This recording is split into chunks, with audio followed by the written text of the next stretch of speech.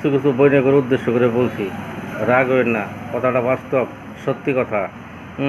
আপনার স্বামী যখন ওই বাজার থেকে 10 কেজি মাছ, 5 কেজি গরুর মাংস আইনে আপনার হাতে দেয়, আপনি সুন্দর করে কলি ফ্রিজের ভিতরে তোলপাড়া রেখে দেন।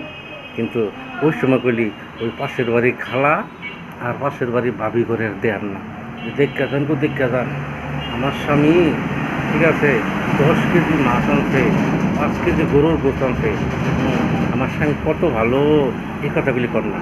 যখন ওই ফ্রিজের মাছ মাংস শেষ হয়ে যায়, তখন যদি ওই পাশের বাড়ি খালা একটু পান খাইতে আসে, আয়োজন দেখে, বউ দেখি গো তুঙ্গর ফ্রিজের মাছ কেন কি আছে, বলে আল্লাহ কোয়েন না গো, কোয়েন না খালা, আর কোয়েন না, আমার বাপে যে এই বাদাম মায়ের কাছে বিয়ে দিছে, গোলামের পোলায়, ঠিক আছে, বাজার করে না, আজকে 1 মাস হয়ে গেছে, এই বেটির ঘরের বেটি। তুই যে নালিশ করলি পাশের বাড়ি খালার কাছে, ভাবির কাছে নালিশ করলি, যে সময় তোর জামাইয়ে, ঠিক আছে, মাংস আর মাছ আইনা দিল, ওই সময় তো আইনা দেখাইলি না। ওখানে ওগুলো খাওয়া শেষ হয়েছে, এরপরে ঠিক আছে দেখা করে দেখাইতে না। শুনেন, এগুলো বর্জন করেন। আপনাদের মতো কিছু কিছু নারীর কারণে আজ স্বামীরা স্ট্রোক করে মারা যাচ্ছে, সকালে ধরে যাচ্ছে।